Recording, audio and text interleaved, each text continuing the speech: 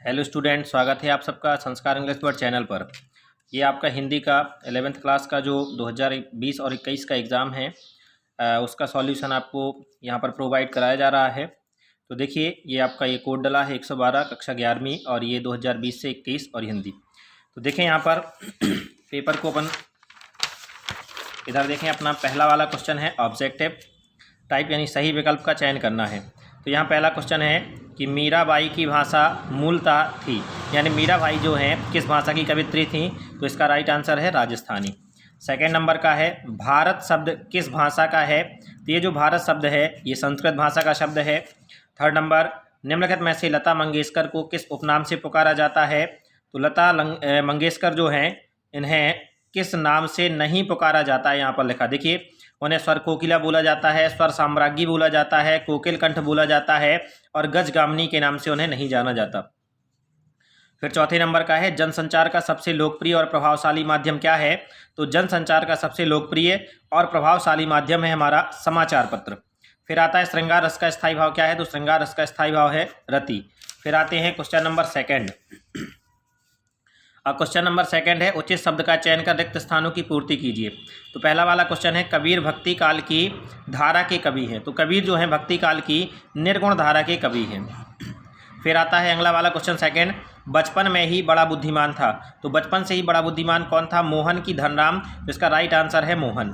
फिर है third number, भारतीय संगीत का मुख्य वाद्य यंत्र यहाँ बीड़ा या जल तरंग। तो इसका राइट आंसर है बीड़ा। यह गौतम और गांधी का प्रदेश है या देश है। तो इसका राइट आंसर है देश। रस के अंग हैं। तो रस के अंग कितने होते हैं, 4। फिर नेक्स्ट है सत्य और असत्य। तो सत्य और असत्य में देखते हैं, कमीज ना होने पर लोग अपने पैरों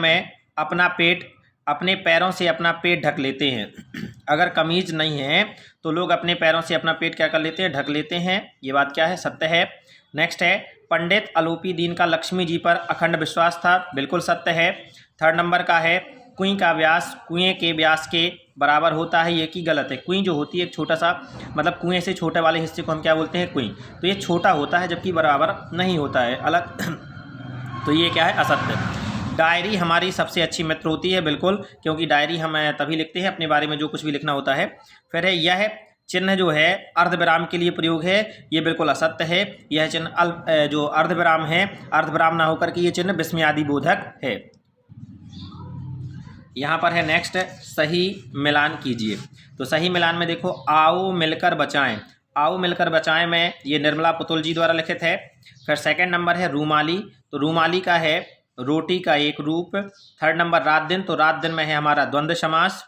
और ये फोर्थ नंबर, चिन्मय ने नाक में दम कर रखा है। इसमें कौन सी शब्द शक्ति है, तो इसमें लक्षणा शब्द शक्ति है। और पाँचवा नंबर है वह कहाँ जा रहा है। तो ये हमारा प्रश्नवाचक वाक्य है। ये 5 के 5 हो गए। नेक्स्ट है 5 नंबर का क्वेश्चन, निम्नलिखित प्रश्नों के एक वाक्य में उत्तर लिखना है। यानी सुमित्रानंदन पंत किस युग के कवि माने जाते हैं। तो सुमित्रानंदन पंत जो हैं ये छायावाद के प्रमुख कवि माने जाते हैं। तो यहाँ पर लिखेंगे छायावादी। स्फीति किस जिले की तहसील है। तो ये जो अभी लाहौल स्फीति करके है, तो लाहौल स्फीति जो है ये स्फीति लाहौल जिले की तहसील है। जो समाज की सेवा करता है उसे क्या कहते हैं, समाज सेवी कहते हैं। जिस शक्ति के द्वारा शब्द के प्रचलित अर्थ का बोध होता है उसे हम अभिधा शब्द शक्ति कहते हैं। और पतन पाप पाखंड जले पंक्ति में कौन सा अलंकार है। यहाँ पा वर्ण की आवृत्ति 3 बार हो रही है, यानी यहाँ पर अनुप्रास अलंकार है। तो इसका सॉल्यूशन अभी पूरे के पूरे क्वेश्चन का जो है ये हम आपको जैसे लिखा जाता है कॉपी में लिख करके अभी आपको बता रहे हैं। चलिए, तो ये आते हैं पहले नंबर के क्वेश्चन पे। तो जो क्वेश्चन नंबर फर्स्ट है यानी कि ऑब्जेक्टिव, तो यहाँ देखिए ये अपने लिखने का तरीका पूरा अभी अपन ने सॉल्व किया। और ये लिखने का तरीका, पहले का राजस्थानी, दूसरे का संस्कृत, तीसरे का गजगामिनी, चौथे का समाचार पत्र और 5वें का रति। फिर नेक्स्ट है क्वेश्चन नंबर सेकंड, तो पहले का निर्गुण, दूसरे का मोहन, तीसरे का बीना, चौथा का देश और 5वें का 4। फिर नेक्स्ट आता है सत्य सत्य में, पहला सत्य, दूसरा सत्य, तीसरा सत्य, चौथा सत्य और 5वां सत्य। फिर आती है ये मैचिंग। ये मैचिंग आपकी यहाँ पर देखिए, आओ मिलकर बचाएं, ये निर्मला पुतुल। और ये आप चाहें तो इसका स्क्रीनशॉट ले सकते हैं। फिर नेक्स्ट आती है सेकंड नंबर, ये है रूमाली, रोटी का एक रूप, रात दिन, द्वंद्व समास, चिन्मय ने नाक में दम कर रखा है, इसमें कौन सी शब्द शक्ति है। तो यहाँ पर है लक्षणा। और वह कहाँ जा रहा है, तो ये प्रश्नवाचक वाक्य, ये आपकी मैचिंग हो गई। नेक्स्ट है आपका एक शब्द में उत्तर। तो आप जरूरी नहीं है कि ऐसे ही लिखें, आपको डायरेक्टली आंसर पर लिख सकते हैं। जैसे सुमित्रानंदन पंत किस युग के कवि माने जाते हैं, तो इसका है छायावादी युग। स्फीति लाहौल स्फीति जिले की तहसील है। इसके बाद थर्ड नंबर है जो समाज की सेवा करते हैं उसे समाज सेवक या समाज सेवी कहते हैं। जिस शक्ति के द्वारा शब्द के प्रचलित अर्थ का बोध होता है उसे अविदा शब्द शक्ति कहते हैं। और पतन पाप पाखंड में कौन सा अलंकार है, अनुप्रास अलंकार। तो ये हमारे पांचों के पांचों ऑब्जेक्टिव क्वेश्चन कंप्लीट। अब नेक्स्ट आते हैं क्वेश्चन नंबर 6। तो क्वेश्चन नंबर 6 है, यहाँ पर पहले आपको क्वेश्चन दिखाई दे रहे हैं और फिर देखिए ये आपका क्वेश्चन नंबर 6 2 नंबर का क्वेश्चन नंबर 6 है। ये पहला ही क्वेश्चन अपन ने सॉल्व किया। कबीर ने अपने आप को दीवाना क्यों कहा है, तो देखिए इसका राइट आंसर ये लिखा है आपके सामने, आप स्क्रीनशॉट ले सकते हैं। और ये देखिए, तो यहाँ दीवाना का अर्थ है पागल। तो कबीरदास जी ने ईश्वर का सच्चा स्वरूप पा लिया था, वे उनकी भक्ति में लीन हैं, जबकि संसार बाह्य आडंबरों में उलझ करके ईश्वर को खोज रहा है। इसीलिए कबीरदास जी की भक्ति जो है आम विचारधारा से अलग है, अतः उन्होंने स्वयं को क्या कहा है, दीवाना कहा है। नेक्स्ट आते हैं अपना क्वेश्चन नंबर 7। तो क्वेश्चन नंबर 7 है, यहाँ पर लिखो लोग मीरा को बाबरी क्यों कहते हैं। और इसके बाद आते हैं इसका राइट आंसर ये क्वेश्चन नंबर 7 का। ठीक है, तो देखो ये है अपना क्वेश्चन नंबर 7, लोग मीरा को बाबरी क्यों कहते हैं। इसका आंसर ये है आपके सामने। तो दीवानी मीरा कृष्ण भक्ति में अपनी सुध बुध खो चुकी है, उसे संसार की किसी परंपरा, रीति रिवाज, मर्यादा व लोक लाज का ध्यान नहीं है, इसीलिए लोग मीरा को बाबरी कहते हैं। फिर इसके बाद 8 नंबर का आंसर क्वेश्चन हमारा 8 नंबर का क्वेश्चन ये है आपके सामने, मियाँ नसरुद्दीन की दुकान कहाँ स्थित थी और कैसी थी। तो ये वाला अपन ने सॉल्व किया। 8वें नंबर का जो फर्स्ट है यहाँ देखें, तो इसका राइट आंसर देखो आपके सामने ये है, मियाँ नसरुद्दीन की दुकान जामा मस्जिद के पास मटिया मल के गदैया मोहल्ले में स्थित थी। उनकी दुकान छोटी सी थी और अंधेरा छाया हुआ था। नेक्स्ट अपना 9 नंबर का क्वेश्चन, बंशीधर तिवारी कौन थे, उन्होंने जीवन भर कैसे आजीविका चलाई। इसका अथवा वाला सॉल्व किया है, नेहरू जी भारत के सभी किसानों से कौन सा प्रश्न बार बार पूछते थे। तो इसका आंसर ये लिखा है आपका अथवा वाला। तो देखिए यहाँ पर हमने लिख भी दिया है कि क्वेश्चन नंबर 9 के अथवा का उत्तर। ठीक है, यहाँ देखो, नेहरू जी भारत के सभी किसानों से भारत माता की जय के विषय में प्रश्न बार बार किया करते थे। वह उनसे पूछते थे कि वे जिस भारत माता की जय करते हैं वह कौन है। क्लियर। Question number 10। तो क्वेश्चन नंबर 10 हमारा ये है, लता के स्वर की निर्मलता का मूल कारण क्या है। और अथवा वाला अपन ने सॉल्व किया है, भारत के विभिन्न राज्यों के लोक नृत्यों में क्या समानता है। इसका राइट आंसर देखते हैं, ये 10 नंबर का यहाँ पर लिखा है, अपन ने ये लिख भी दिया है इसका कि अथवा का उत्तर है। अथवा का उत्तर, भारत के विभिन्न राज्यों के लोक नृत्य भिन्न भिन्न नामों से जाने जाते हैं, लेकिन इनमें कुछ समानताएं भी हैं। ये सभी नृत्य समूह में होते हैं, सभी का संबंध प्रकृति और जीवन से है, सभी में स्त्री पुरुष एक साथ मिलकर के क्या करते हैं, नाचते हैं। तो क्वेश्चन नंबर 10 के बाद नेक्स्ट आपका क्वेश्चन नंबर 11।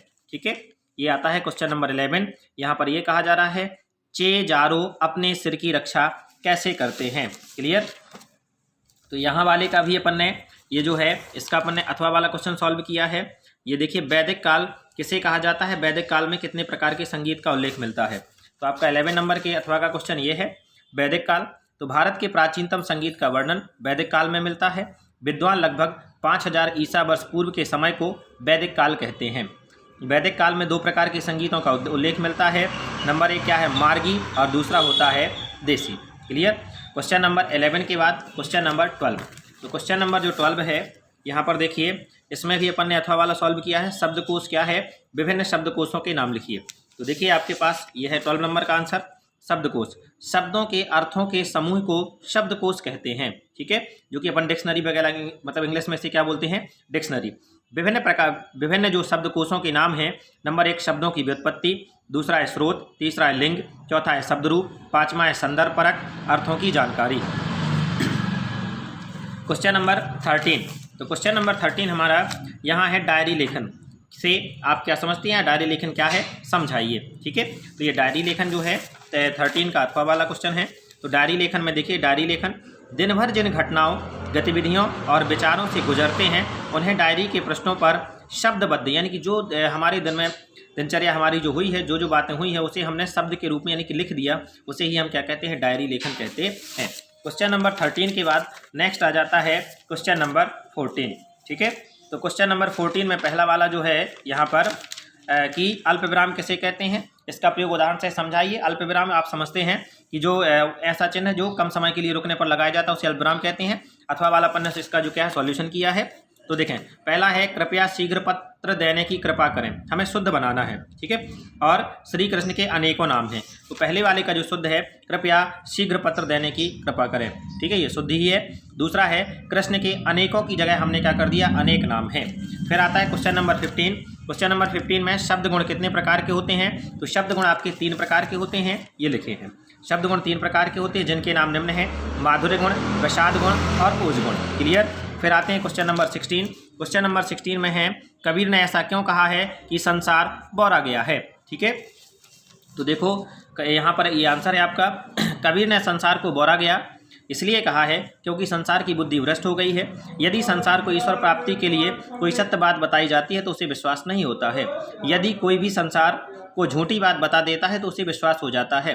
संसार झूठ पर अधिक विश्वास करता है, इसीलिए उन्होंने कहा है कि संसार क्या हो गया है, बौरा गया है।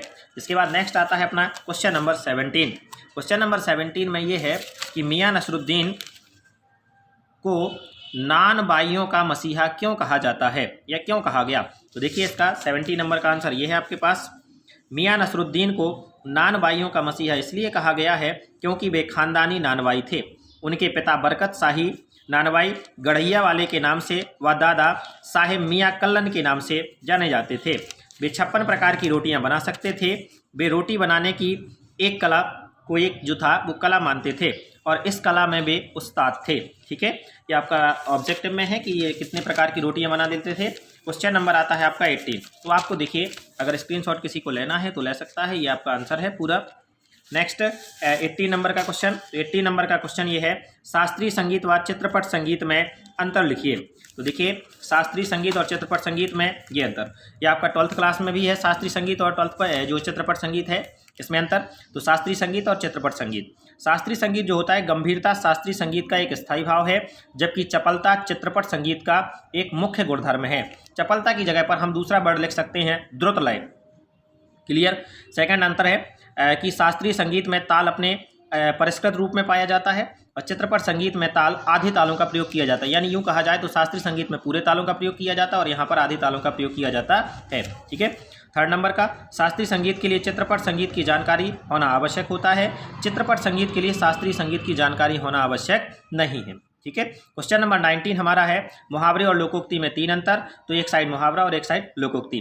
तो मुहावरे में लिखा मुहावरे संक्षिप्त होते हैं, इनके अंत में प्रायः ना होता है, और लोकोक्ति क्या होती है, विस्तृत होती है, इनके अंत में ना नहीं होता है, अपवाद स्वरूप होता है, इससे कोई दिक्कत नहीं है। फिर नेक्स्ट है इसमें अपन को 3 अंतर लिखनी, तो एक अंतर हो गया सेकंड नंबर का।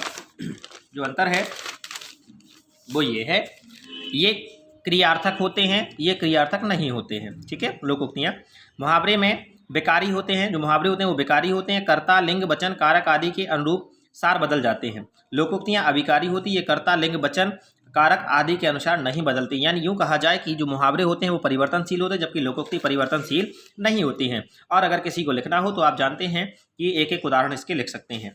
क्वेश्चन नंबर 19 के बाद आता है क्वेश्चन नंबर 20। तो देखें ये क्वेश्चन नंबर 19 कंप्लीट हुआ। फिर नेक्स्ट आते हैं अपना क्वेश्चन नंबर 20। क्वेश्चन नंबर 20 है शब्द शक्ति की परिभाषा एवं उसके प्रकार, ठीक है। तो देखिए ये अपना आते हैं इसका सॉल्व करने के लिए। ये शब्द शक्ति, तो शब्द व अर्थ मिलकर ही काव्य की रचना करते हैं, इन दोनों में गहरा संबंध है।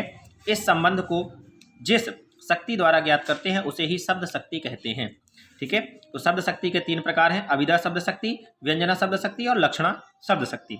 नेक्स्ट आता है क्वेश्चन नंबर 21। तो क्वेश्चन नंबर 21 आपको बता दें, ये आपका क्वेश्चन नंबर 21 ये है जनसंचार की विशेषताओं को लिखिए या बायोडाटा लेखन किसे कहते हैं। क्लियर। तो 21 नंबर का जो है इसका अपन ने अथवा वाला क्वेश्चन सॉल्व किया और ये है बायोडाटा लेखन। तो देखिए यहाँ पर बायोडाटा लेखन में क्या होता है कि स्वावृत्त का अर्थ है या बायोडाटा स्वयं के बारे में लिखना। इसके अंतर्गत कोई व्यक्ति अपना संपूर्ण परिचय लिखता है या देता है, जिसे हम स्वावृत्त लेखन कहते हैं। क्लियर। तो 21 नंबर 21 जो क्वेश्चन थे वो अपने क्या हो गए। अच्छा इसमें क्वेश्चन और अभी ज्वाइंट है, क्या था समझाना है और डिटेल से। तो स्वावृत्त लेखन में 2 बिंदुओं को शामिल किया जाता है। नंबर 1 मुख्य व्यक्ति या उम्मीदवार और दूसरा होता है नियोक्ता। वह व्यक्ति जिसको केंद्र पर रख करके सूचनाएं संकलित की जाती हैं वो हो गया मुख्य व्यक्ति, और दूसरा होता है नियोक्ता, वह व्यक्ति या संस्था जिसके प्रयोजन को ध्यान में रख करके सूचनाएं जुटाई जाती हैं। क्लियर हुआ। नेक्स्ट है अपना 22 नंबर का, और 22 नंबर का क्वेश्चन जो है इसमें मुंशी प्रेमचंद या कृष्ण सोबाती का परिचय निम्न बिंदुओं के आधार पर देना है। 2 रचनाएं, भाषा शैली, साहित्य में स्थान। तो अपन मुंशी प्रेमचंद का लिखते हैं। तो सबसे पहले उनका अपन ने नाम लिखा मुंशी प्रेमचंद, और मुंशी प्रेमचंद की 2 रचनाएं, नंबर 1 गोदान और दूसरा गबन, ये दोनों की दोनों इनके क्या है उपन्यास हैं। भाषा शैली ये लिखा है अपन ने, ये यहाँ पर आप इसका डायरेक्टली स्क्रीनशॉट ले सकते हैं। इन्होंने संस्कृत, अरबी एवं फारसी के प्रभाव से मुक्त भाषा का प्रयोग किया है जिससे जनसाधारण भाषा को समझा जा सके। इन्होंने हिंदी उर्दू का मिश्रण करके हिंदुस्तानी भाषा का साहित्य में प्रयोग किया है जो कि जन सामान्य की भाषा थी। इन्होंने प्रारंभ में उर्दू भाषा का सृजन किया, बाद में हिंदी भाषा में लेखन आरंभ किया। क्लियर हुआ। और इनकी जो शैली थी यानी कि भाषा शैली, तो देखो इधर इनकी भाषा जो शैली थी वो सरल, सहज एवं प्रवाहमय है। मुहावरों और लोकोक्तियों के प्रयोग से भाषा में 4 चांद लग गए हैं। उन्होंने भावात्मक, विचारात्मक, वर्णनात्मक आदि शैलियों का प्रयोग अपनी काव्य रचना में किया है। साहित्य में स्थान, साहित्य में स्थान ये उपन्यास सम्राट के रूप से प्रसिद्ध हैं। ये ग्रामीण जीवन के कुशल शिल्पी हैं। वास्तव में ये उच्च कोटि के साहित्यकार हैं। हिंदी साहित्य में अपनी रचनाओं के लिए इन्हें हमेशा याद किया जाता रहेगा। क्लियर हुआ। तो ये अपन पहुंच गए क्वेश्चन नंबर 22। इसके बाद नेक्स्ट है क्वेश्चन नंबर 23। तो यहाँ क्वेश्चन नंबर 23 है, इसमें सुमित्रा नंदन पंत और भवानी प्रसाद मिश्र। तो भवानी प्रसाद मिश्र जी का अपन लिख रहे हैं, ये लिखा भवानी प्रसाद मिश्र। ये है सतपुड़ा के जंगल इनकी रचना, और दूसरा है सन्नाटा। ये आप लोगों ने बहुत सुना है, सतपुड़ा के घने जंगल, ऊँघते अनमने जंगल, ये बहुत सुना है आप लोगों ने। चलिए नेक्स्ट है भावपक्ष और कलापक्ष। तो भावपक्ष और कलापक्ष साथ में लिखा। तो भवानी प्रसाद मिश्र जी की कविता हिंदी की सहजलय की कविता है। इस सहजता का सीधा संबंध गांधी जी की चरखे की लय से भी जुड़ता है, इसीलिए इन्हें कविता का गांधी भी कहा जाता है। इनकी कविताओं में अनुपम प्रकृति चित्रण का भी स्थान दिया गया है। मिश्र जी की भाषा में सहजता और सरलता मिलती है। मिश्र जी ने अपनी कविता में अलंकारों, लोकोक्तियों और मुहावरे का प्रयोग किया है। अनेक प्रतीकों के माध्यम से नए नए विचारों को समझाने का कार्य किया है। साहित्य में स्थान, भवानी प्रसाद मिश्र प्रयोगशील व नई कविता के लोकप्रिय कवि हैं। इन्होंने हिंदी साहित्य में बहुत अधिक योगदान दिया है, इसीलिए इन्हें हिंदी साहित्य में हमेशा याद किया जाता रहेगा। तो क्वेश्चन नंबर 23 के बाद आता है क्वेश्चन नंबर 24। यहाँ पर देखो, यहाँ पर क्या करना है, निम्नलिखित पद्यांश की संदर्भ प्रसंग सहित व्याख्या करना है। मेरे तो गिरधर गोपाल, दूसरों ना कोई, ये वाला। और इसके अथवा में है, आज पानी गिर रहा है, बहुत पानी गिर रहा है, रात भर गिरता रहा है, प्राण मन गिरता रहा है। तो इस वाली का अथवा वाले का जो है इसका अपन ने सॉल्यूशन किया है, ये अथवा है। तो देखिए जब अपन को ये लिखना पड़ता है तो संकेत लिखा आज पानी डॉट डॉट डॉट डॉट करके, और पूर्व है जो। क्लियर। और फिर संदर्भ लिखते हैं, प्रसंग लिखते हैं, व्याख्या। तो आपका क्वेश्चन नंबर ये जो 24 है, इसका सॉल्यूशन आपके सामने ये। तो देखो हमने आपसे बताया किस तरीके से लिखना है ये। तो आज पानी गिर रहा है डॉट डॉट डॉट परिताप के घर। यहाँ देखो संदर्भ लिखा, प्रस्तुत पद्यांश हमारी पाठ्यपुस्तक आरोह में आधुनिक युग के महाकवि भवानी प्रसाद मिश्र की घर की याद नामक कविता से लिया गया है। प्रसंग है, कवि ने बरसात के दिनों में अपनी ग्रह की स्मृतियों को इन पंक्तियों में अंकित किया है। व्याख्या, कवि कहता है कि आज बरसात हो रही है, बहुत बरसात हो रही है, रात भर पानी गिरता रहा है। कवि का मन अपने घर की स्मृतियां तक चला गया है, वह घर में बहुत दूर है, वह घर की जो सारी खुशी का स्रोत है आज बारंबार उसकी नज़र में घूम रहा है। उसके घर में 4 भाई हैं और विवाहिता बहन भी आई हुई है। बहन पिता के घर आई हुई है परंतु वह दुखी है क्योंकि उसका भाई घर से बहुत दूर है। अब देखें व्याख्या के बाद आपको इसमें विशेष लिखना पड़ता है, जो जरूरी नहीं होता है कि आपके पेपर में दिया जाए। ठीक है, 1 नंबर मिलता है इसका। तो यहाँ उपर्युक्त में जो पंक्ति हैं, उपर्युक्त पंक्तियों में कवि ने सरल व सहज भाषा का प्रयोग किया है। अपने घर की स्मृतियों को उपर्युक्त पंक्तियों में अंकित किया है और उपर्युक्त पंक्तियों में करुण रस का प्रयोग किया गया है। ठीक है, तो ये अपना हो गया विशेष। नेक्स्ट आता है 25 नंबर का क्वेश्चन। तो 25 नंबर के क्वेश्चन में भी संदर्भ प्रसंग व्याख्या करना है। देखो इसमें लिखा है साफ विशेष है, तो यहाँ पर गद्यांश है और उस वाले में क्या था, पद्यांश था। तो इसका यही वाला अपन कर लेते हैं। मोहन का चहेता शिष्य था, ये वाला देखते हैं। तो शुरुआत में लिखा मोहन उनका चहेता डॉट डॉट डॉट शुरू करता था। तो संदर्भ है, प्रस्तुत पद्यांश हमारी पाठ्यपुस्तक आरोही के पाठ गलता लोहा से लिया गया। इसके रचयिता शेखर जोशी जी है। प्रसंग, उपर्युक्त पंक्तियों में लेखक ने मोहन के सद्गुणों को व्यक्त किया है। फिर आता है व्याख्या। तो देखिए व्याख्या में क्या है, मोहन मास्टर त्रिलोक सिंह का शिष्य था। मोहन पुरोहित खानदान का बालक था जो पढ़ने के साथ साथ गायन में भी अव्वल था। इस कारण से त्रिलोक सिंह ने मोहन को पूरे स्कूल का मॉनिटर बना दिया था। मोहन ही घर रोज सुबह स्कूल में है, हे प्रभु आनंददाता ज्ञान हमको दीजिए, ये सुबह से क्या करता था, प्रार्थना करता था। इसका विशेष ये है कि उपरोक्त पंक्तियों में सरल व सहज भाषा का प्रयोग किया गया है, मोहन के सद्गुणों को व्यक्त किया गया है और यमक अलंकार का प्रयोग किया गया है। चलिए, तो ये 25 नंबर का क्वेश्चन कंप्लीट होता है। अब आते हैं 26 नंबर पर। तो 26 नंबर का जो क्वेश्चन है, इसमें अपराध गद्यांश को प्रश्नों का उत्तर लिखना है। तो देखो पहले डॉट डॉट डॉट करके अपन ये लिख देंगे और ये क्वेश्चन इसके ये जो है ये। तो 25 नंबर के बाद 26 का अपन सॉल्यूशन ये बता रहे हैं। जल्दी से इसका डायरेक्टली आप स्क्रीनशॉट ले लें। इसमें है पहला क्वेश्चन है, उपरोक्त गद्यांश का उचित शीर्षक लिखिए। तो ये है उपरोक्त गद्यांश का उचित शीर्षक उदारता। क्लियर। और ये आप अब डायरेक्टली एक काम करें, इसको सीधे आप सीधे ये क्वेश्चन है, ये सभी है, पहला, ये दूसरा, ये तीसरा, ये चौथा, ये सभी का स्क्रीनशॉट ले लें। ये सब दिख रहे होंगे आपको इस तरीके से, ये है। ठीक है। फिर इसका ये जो 4 क्वेश्चन कंप्लीट हुए, 5वें नंबर का जो क्वेश्चन है वो इधर है आपका, ये 5वां नंबर ये है। फिर आता है 26 के बाद 27 नंबर का क्वेश्चन। इसमें क्या है, परीक्षा अवधि में ध्वनि विस्तारक यंत्रों पर प्रतिबंध लगाने हेतु आवेदन पत्र लिखना है जिलाधीश को। तो देखो ये अपन ने पूरी की पूरी एप्लीकेशन लिख दी। लिखने का तरीका ऐसे ही लिखना है। यहाँ देखो ये सेवा में से पूरा करके, अगर आपको ये पूरा दिख रहा है ये, ठीक है। और इसको एक काम करें, 2 टर्म में आप स्क्रीनशॉट ले लें, इतना इसको ले लेते हैं। और फिर इसके बाद आगे फिर ये जा करके ये, अब इतना इसको ले लो और आराम से क्या करो, लिख लो। ठीक है। 27 के बाद 28 नंबर पे। तो 28 नंबर का जो क्वेश्चन है, इसमें निम्नलिखित में से किसी एक विषय पर 250 शब्दों में निबंध लिखना है। तो इसका निबंध जो है अपन ने लिखा विद्यार्थी व अनुशासन के बारे में। तो देखो ये लिखा है, आपको डायरेक्टली इसका स्क्रीनशॉट ले लेना है सीधे। ये देखें, ये अपन ने लिख दिया विद्यार्थी जीवन का अनुशासन, और ये आप मैं रुके हुए हूँ इसको, और आप स्क्रीनशॉट ले लें। चलिए फिर नेक्स्ट है, इसको थोड़ा सा और आगे बढ़ा दिया, ये आगे का है। अब आप इतना इसको ऐसे कर सकते हैं और ले लेते हैं। फिर इसका जो सेकंड टर्म है और आगे चलते हैं, ये आप लिख लीजिए अनुशासन से आशय। यहाँ पर भी स्क्रीनशॉट ले लें पूरा, यहाँ तक अनुशासन से लाभ, फिर अगली हेडिंग अनुशासन के प्रकार और छात्र एवं अनुशासन इधर, और ये उपसंहार। ठीक है। चलिए फिर नेक्स्ट है, इधर आ जाते हैं, और ये उपसंहार जो थोड़ा सा बचा था वो ये है। क्लियर। फिर इसमें है विद्यालय का वार्षिक उत्सव रूपरेखा लिखनी। तो अपन ने ये रूपरेखा लिख दी है, और ऐसे करके आपका ये पूरा का पूरा क्या हो गया, क्वेश्चन जो था, क्वेश्चन पेपर था, पूरा कंप्लीट हो गया। क्लियर। तो पढ़ते रहें, मुस्कुराते रहें। और इसी तरीके से हमने आपका ये पूरा हिंदी का पेपर सॉल्व कर दिया, फिजिक्स का सॉल्यूशन भेज दिया है, और आपको केमिस्ट्री और फिजिक्स केमिस्ट्री, बायोलॉजी और मैथ के सॉल्यूशन के लिए अगर आप चाहते हैं तो हमारे चैनल को सब्सक्राइब करें। धन्यवाद।